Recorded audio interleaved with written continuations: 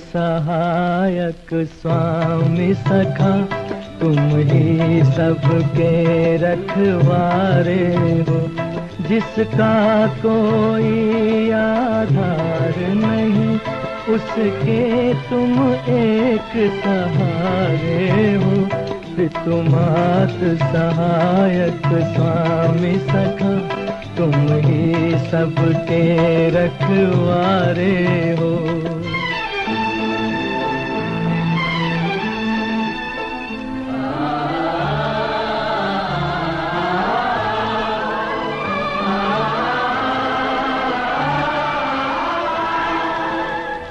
तेरी लीला अपरंपार प्रभु, तेरी महिमा सबसे न्यारी है।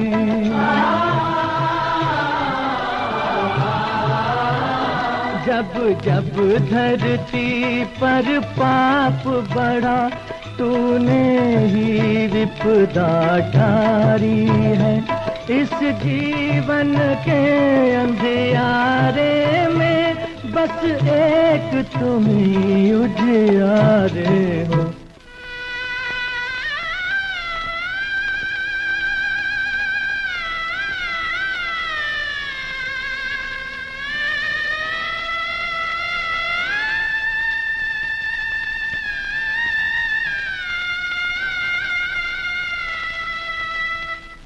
एक नाम तेरा ही सच्चा है, बाकी सब झूठी माया है।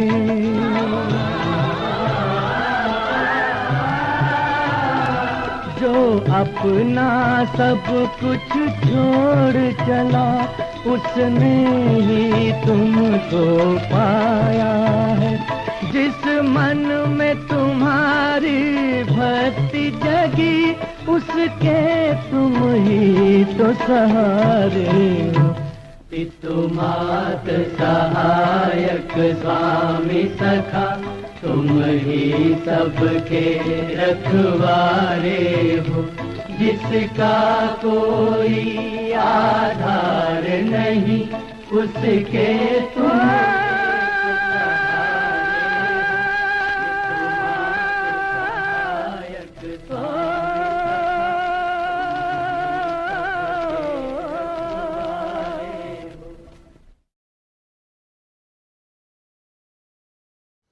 ओम शांति। 17/10/2023 प्रातः मुरली। ओम शांति। बाप दादा मधुबन। बाबा आज कह रहे हैं, मीठे बच्चे, तुम आत्माओं को अपना अपना रथ है। मैं हूँ निराकार, मुझे भी कल्प में एक ही बार रथ चाहिए। मैं ब्रह्मा का अनुभवी वृद्ध रथ आधार लेता हूँ। मीठे बच्चे, तुम आत्माओं को अपना अपना रथ है। मैं हूँ निराकार, मुझे भी कल्प में एक ही बार रथ चाहिए। मैं ब्रह्मा का अनुभवी वृद्ध रथ उधार लेता हूँ। प्रश्न, किस निश्चय के आधार पर शरीर का भान भूलना अति सहज है?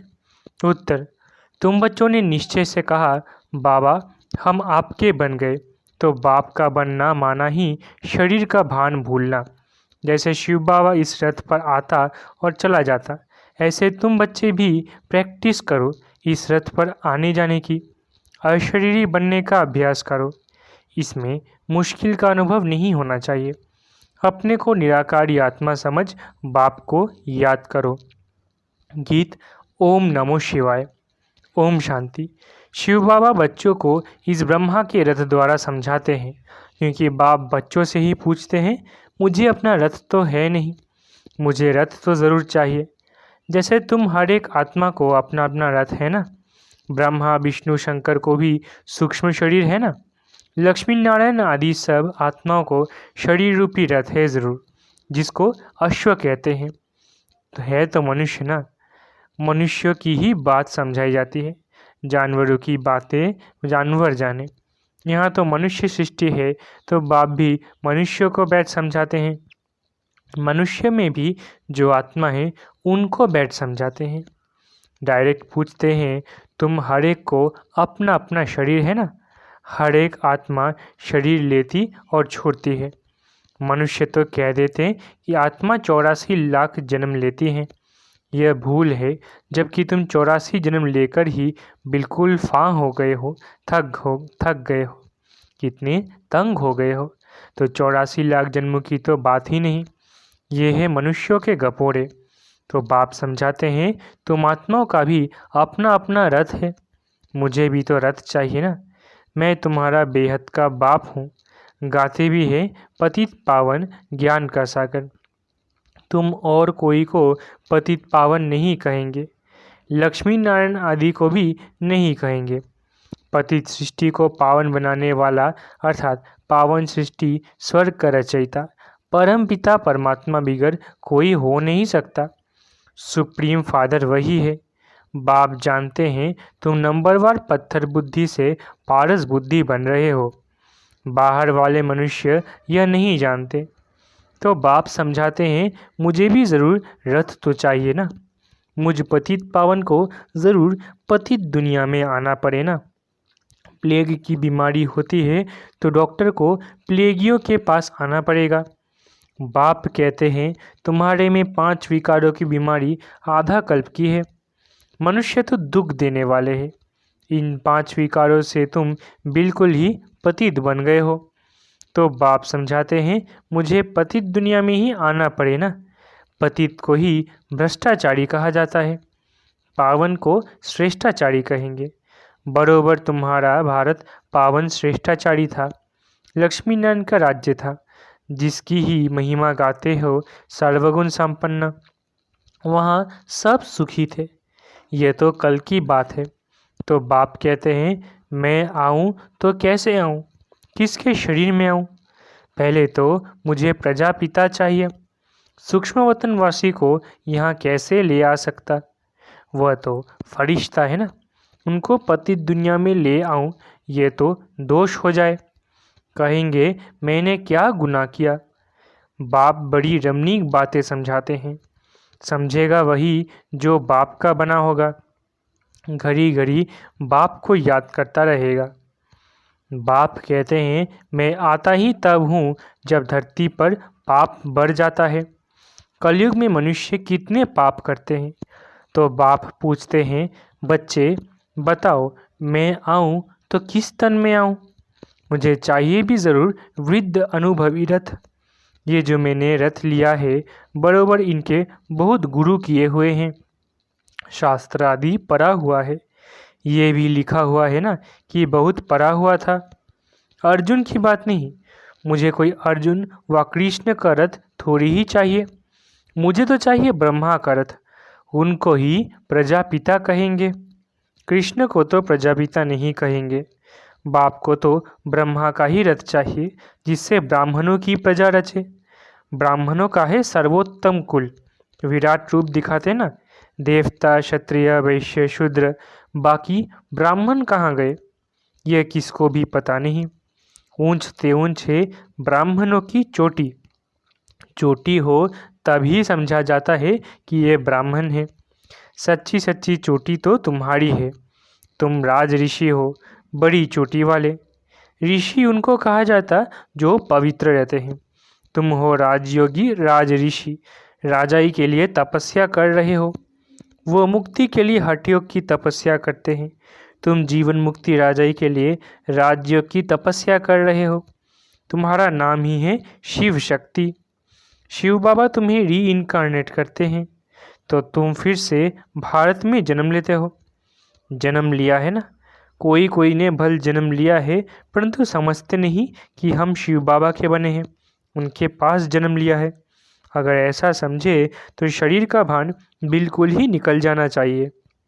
जैसे शिव बाबा निराकार इस रथ में है, तुम भी अपने को निराकार आत्मा समझो।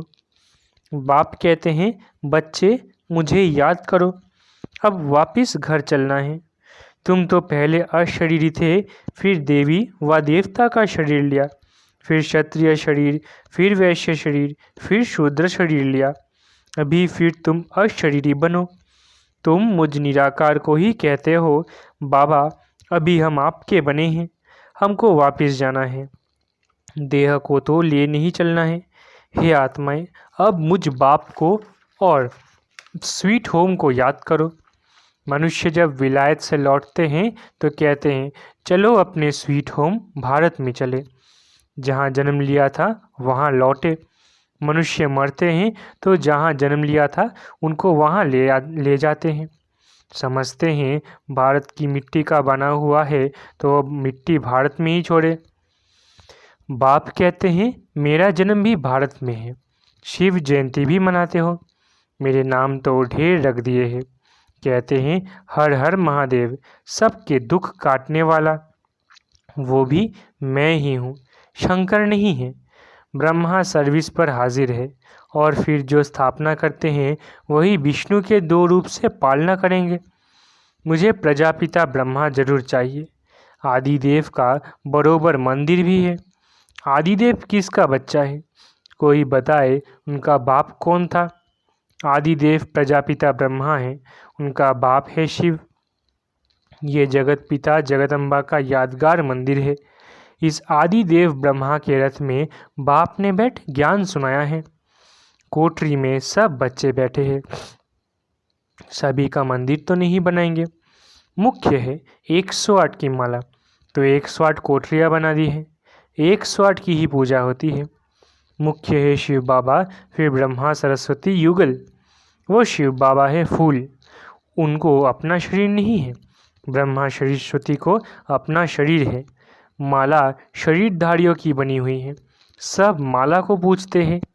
पूज कर पूरा करेंगे, फिर शिव बाबा को नमस्कार करेंगे, माथा झुकाएंगे, क्योंकि उसने इन सब को पतित से पावन बनाया है, इसलिए पूजी जाती है।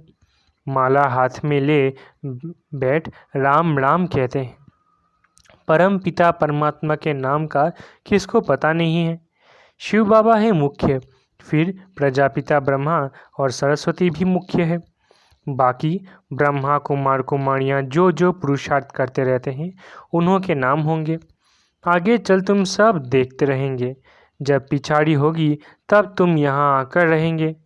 जो पक्के योगी होंगे वही रह सकेंगे। भोगी तो थोड़ा ठका सुनने से खत्म हो जाएगा। कोई का ऑपरेशन देखने से भी मनुष्य अनकॉन्शियस हो जाते हैं। अभी पार्टीशन में कितने मनुष्य मरे। वो लोग तो गप्पोड़े मारते रहते हैं कि हमने बिगड़ कोई लड़ाई राज्य ले लिया, परंतु मरे इतने जो बात मत पूछो। ये है ही झूठी माया। अभी सच्चा बाप बैठ तुमको सच सुनाते हैं। बाप कहते हैं, मुझे रथ तो ज़रूर चाहिए। मैं साजन बड़ा हूँ तो सजनी भी बड़ी चाहिए। सरस्वती है ब्रह्मा मुख वंशावली। वह कोई ब्रह्मा की युगल नहीं, ब्रह्मा की बेटी है। उनको फिर जगदम्बा क्यों कहते हैं? क्योंकि यह मेल है ना, तो माताओं की संभाल के लिए उनको रखा है। ब्रह्मा मुख वंशावली सरस्वती तो ब्रह्मा की बेटी हो गई। मम्मा तो जवान है, ब्रह्मा तो बूढ़ा है। सरस्वती जवान, ब्रह्मा की स्त्री शोभती भी नहीं, हाफ पार्टनर कहला न सके। अभी तुम समझ गए हो ना? तो बाप कहते हैं, मुझे इस ब्रह्मा का शरीर लोन लेना पड़ता है। उधार पर तो बहुत लेते हैं। ब्राह्मण को खिलाते हैं तो आत्मा आकर ब्राह्मण के शरीर का आधार लेगी। आत्मा वह शरीर छोड़कर आती है क्या? नहीं, ये तो बच्चों को समझाया गया है कि ड्रामा में साक्षात्कार की रस्म रिवाज पहले से नूंद है। यहाँ भी बुलाते हैं, ऐसे नहीं कि आत्मा शरीर छोड़कर आएगी। नहीं, ये ड्रामा में नूंद है। बाप के लिए तो ये रथ नंदीगण है, नहीं तो शिव के मंदिर में बैल क्यों दिखाते हैं? सूक्ष्म वतन में शंकर के पास बैल कहाँ से आया? वहाँ तो है ही ब्रह्मा विष्णु शंकर, और वो युगल दिखाते हैं, प्रवृत्ति मार्ग दिखाते हैं। बाकी वहाँ जानवर कहाँ से आया? मनुष्य की बुद्धि कुछ भी काम नहीं करती। जो आता है सो कहते रहते हैं, जिससे waste of time, waste of energy होती है। तुम कहते हो हम सो पावन देवता थे, फिर पुनर्जन्म लेते लेते हम पतित पुजारी बने हैं। आपे ही पूज्य, आपे ही पुजारी। पूज्य और पुजारी कोई भगवान नहीं बनता, उनको थोड़ी ही 84 जन्म लेने पड़ते हैं। माया मनुष्य को बिल्कुल पत्थर बुद्धि बना देती है। हम सो का अर्थ ये नहीं कि हम आत्मा सो परमात्मा है, नहीं, हम सो ब्राह्मण सो देवता बनेंगे, पुनर्जन्म लेते आएंगे। कितनी अच्छी समझानी है। बाप कहते हैं, मैंने जिसमें प्रवेश किया है इसने बहुत गुरु किए, शास्त्र पढ़े हैं, जन्म भी पूरे 84 लिए हुए हैं। ये नहीं जानता, हम तुमको इन सहित बताता हूँ। ब्रह्मा को भी बतलाता हूँ, सदैव भी तो सवारी नहीं कर सकता हूँ। ब्रह्मा मुख वंशावली ब्राह्मणों को बतलाता हूँ। मुझे रथ भी चाहिए ना। तुम बच्चे याद करते हो और मैं आ जाता हूँ। मुझे तो सर्विस करनी है तो श्री श्री शिव की मत से भारत पावन बनता है। नरकवासियों को श्री श्री का टाइटल देना रॉन्ग है। आगे श्री नाम नहीं था, अभी तो सब कुछ श्री अर्थात श्रेष्ठ बना दिया है। श्री श्री तो है शिव बाबा, फिर सूक्ष्म वतनवासी ब्रह्मा विष्णु शंकर, फिर श्री लक्ष्मी नारायण। यह समझने की बातें हैं, नॉलेज बड़ी मज़े की है, परंतु कोई कोई पढ़ते पढ़ते रफू चक्कर हो जाते हैं। माया हाथ छुड़ा देती है। दुकान भी नंबरवार है। बड़ी दुकान में ज़रूर अच्छे सेल्समैन होंगे, छोटे छोटे में कम होंगे। तो बड़ी दुकान पर जाना चाहिए जहाँ महारथी हो। माताओं को तो टाइम बहुत रहता है, पुरुषों को धंधा आदि करना है तो बिजी रहते हैं। माताएं तो फ्री है, खाना पकाया बस, वह तुम पर फिर बंधन डालते हैं। सुनते हैं ब्रह्मा कुमारियों पास जाने से विष बंद हो जाएगा तो रोकते हैं। शिव बाबा ऐसी तिरकनी फिसलने वाली चीज़ है जो घड़ी घड़ी भूल जाते हैं। बाप बिल्कुल सहज रास्ता बताते हैं कि मुझे याद करो तो तुम्हारे पाप भी कट जाएंगे और मेरे पास भी आ जाएंगे। याद नहीं करेंगे तो पाप भी नहीं कटेंगे और साथ भी नहीं ले जाऊंगा, फिर सज़ा खानी पड़ेगी। भक्ति मार्ग में छाछ पीते आए, मक्खन तो तुमने सत्युग त्रेता में खाकर पूरा कर लिया, बाकी पीछे छाछ रह जाती है। छाछ भी पहले अच्छी मिलती है, फिर पानी मिलता है। सत्युग त्रेता में तो घी दूध की नदी बहती है, अभी तो घी कितना महंगा हो गया है। अच्छा, माता पिता बाप दादा का मीठे मीठे सिखिलधे बच्चों प्रति याद प्यार और गुड मॉर्निंग। रूहानी बाप की रूहानी बच्चों को नमस्ते। हम रूहानी बच्चों की रूहानी माता पिता बाप दादा को याद प्यार, गुड मॉर्निंग और नमस्ते नमस्ते नमस्ते। शुक्रिया बाबा। धारणा के लिए मुख्य सार। पहला, राजऋषि बन तपस्या करनी है। पूजनीय माला में आने के लिए बाप समान सर्विस करनी है, पक्का योगी बनना है। दूसरा, नॉलेज बड़ी मज़े की है, इसलिए रमणीकता से पढ़ना है, मूंझना नहीं है। वरदान, वैरायटी अनुभूतियों द्वारा सदा उमंग उत्साह से भरपूर रहने वाले विघ्नजीत भव। वरदान, वैरायटी अनुभूतियों द्वारा सदा उमंग उत्साह से भरपूर रहने वाले विघ्नजीत भव। रोज़ अमृत वेले सारे दिन के लिए वैरायटी उमंग उत्साह की पॉइंट्स बुद्धि में इमर्ज करो। हर दिन की मुरली से उमंग उत्साह की पॉइंट्स नोट करो, वो वैरायटी पॉइंट्स उमंग उत्साह बढ़ाएगी। मनुष्य आत्मा का नेचर है कि वैरायटी पसंद आती है, इसलिए चाहे ज्ञान की पॉइंट मनन करो या रूह रिहान करो, वैरायटी रूप से जीरो बन अपने हीरो पार्ट की स्मृति में रहो तो उमंग उत्साह से भरपूर रहेंगे और सब विघ्न सहज समाप्त हो जाएंगे। स्लोगन, अपनी अवस्था को ऐसा शांतचित्त बना लो जो क्रोध का भूत दूर से ही भाग जाए।